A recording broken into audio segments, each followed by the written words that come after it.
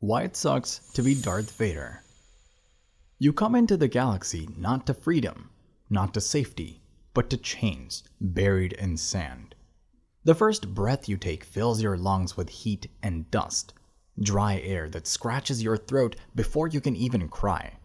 The first sound you hear is not a lullaby or a parent's gentle voice, but the grind of machinery in a junkyard where nothing grows except rust. You are born on Tatooine, a world where the suns never set and mercy never comes. The ground burns under your bare feet. The wind cuts your skin with sand, and the horizon is endless, but never open. Everywhere you look, someone owns someone else, and you are one of them. Your mother holds you close, her smile soft and strong, but behind it is a shadow you do not yet understand. She cannot promise you safety, because she does not own her own life. You belong to a master who counts credits while you count days. A Toydarian who reminds you that every time you stumble that your body carries a transmitter chip ready to explode if you ever try to run. Childhood here is not play. Childhood is labor. Childhood is survival. In the back of Watto's junk shop, among rusting droids and broken engines, you dream. You dream when you should be sweeping floors. You dream while grease stains your hands.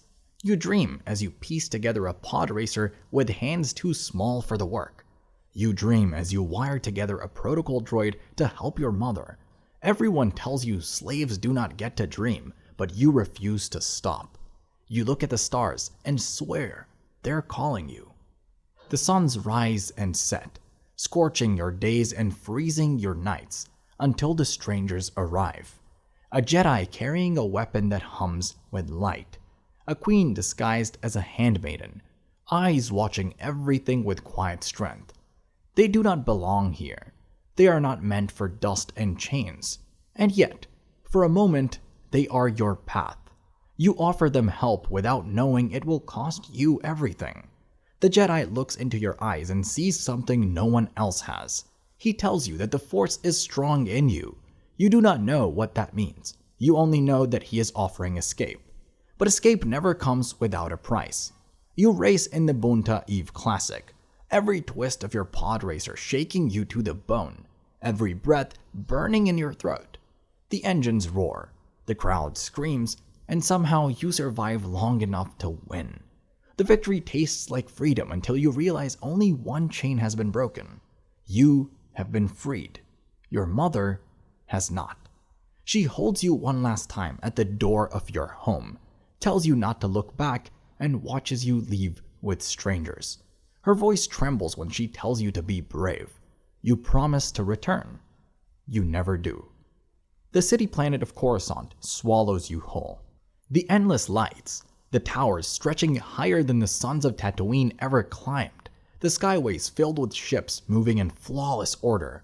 This world is everything yours was, not alive, loud, impossible, but it is not home.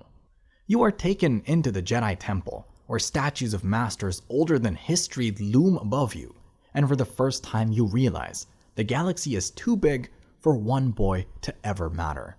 Training is not comfort. Training is not kindness. Training is silence and discipline. You are told to forget attachment, to sever longing, to erase the memory of the mother who kissed your hair at night. You are told to become more than human, but every breath in your chest reminds you that you are not. You spar until your arms ache. You meditate until your mind drifts back to Tatooine anyway. You memorize codes and creeds until the words blur.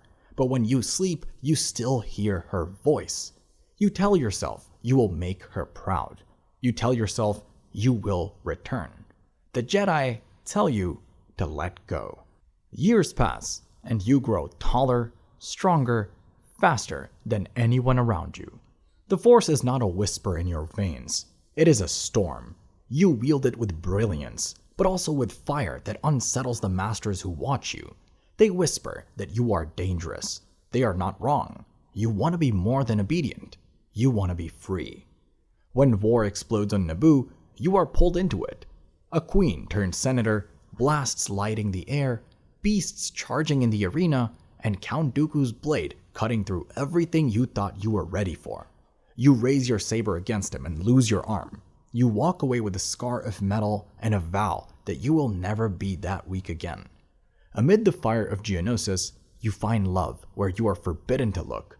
Padme, who once wore the robes of a queen disguised as a handmaiden, now stands beside you in battle and whispers vows in secret. You marry her on Naboo, far from the eyes of the Jedi. The lake reflects the sky, the droids stand silent witness, and for a moment you believe the galaxy is yours. But every moment of peace is borrowed. Every embrace is shadowed by fear of discovery. Every kiss is a reminder that if the Order knew, you would lose everything. You promise her you will not. The Clone Wars turn you into a hero and a monster all at once. You lead the 501st across burning fields and ruined cities.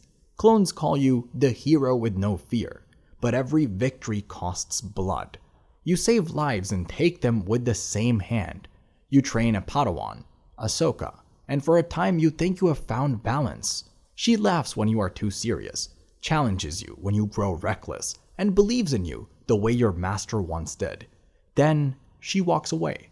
She leaves the Order, not because she does not believe in you, but because she no longer believes in them. You watch her go, and you feel the ground crack beneath your feet. Whispers fill the temple. The council does not trust you. They place you on the council, but refuse you the rank of master, as if dangling respect just out of reach. They question your loyalty, even as they send you to die in their wars. You are torn between the Order that raised you and the Chancellor who promises to teach you what they never would.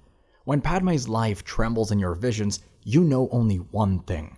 The Jedi cannot save her, but he tells you he can. The night you march into the temple with the 501st is the night Anakin Skywalker dies. The halls echo with the screams of children who look at you with the same fear you once felt hiding beneath Tatooine's storms. You cut them down because hesitation kills. You cut them down because the voice of your master has been replaced with the voice of your new lord. You cut them down because you believe there is no other way to save her. On Mustafar, fire swallows the horizon. Lava spits against black stone as you carve through separatist leaders who beg for their lives. The heat licks at your armor. Sweat blinds your eyes, but nothing matters except the thought of her safe in your arms again. Then Obi-Wan stands in the doorway. His eyes are heavy with betrayal, his voice torn between rage and grief. The duel is fire against fire, brother against brother, and it ends with your body broken on the bank of the lava river. Limbs severed, lungs screaming, skin burning. He leaves you there, screaming hatred into the smoke. On the burning banks of Mustafar, Anakin Skywalker dies. Not his body lives on, broken, burned, rebuilt in steel and circuits. But the boy from Tatooine, the Jedi Knight, the husband, the friend, that part of him is buried beneath the mask. From that night forward, the galaxy does not see Anakin Skywalker. It sees only Darth Vader. The Emperor remakes you in steel, limbs replaced with machines, lungs caged in metal, voice forever muffled behind the rasp of a respirator. You rise not as a man, but as a weapon. The galaxy trembles at your name. Worlds fall silent at the sound of your breath. Yet every step in this armor is agony. Every word you speak echoes hollow inside a prison that you will never open. The Jedi are gone. Padme is gone. Your mother is gone. And Anakin Skywalker is gone. What remains is Darth Vader, feared by all and free in nothing. You walk through the halls of your starships, soldiers stiffening at your presence, officers lowering their eyes. You slaughter without hesitation, choke the life from men with a gesture, crush resistance beneath your blade. They think you are power incarnate. They do not see that you are pain wrapped in metal. You are the boy who dreamed of stars, trapped forever in armor that does not let you breathe without reminding you of fire. And that's why it sucks to be Anakin Skywalker.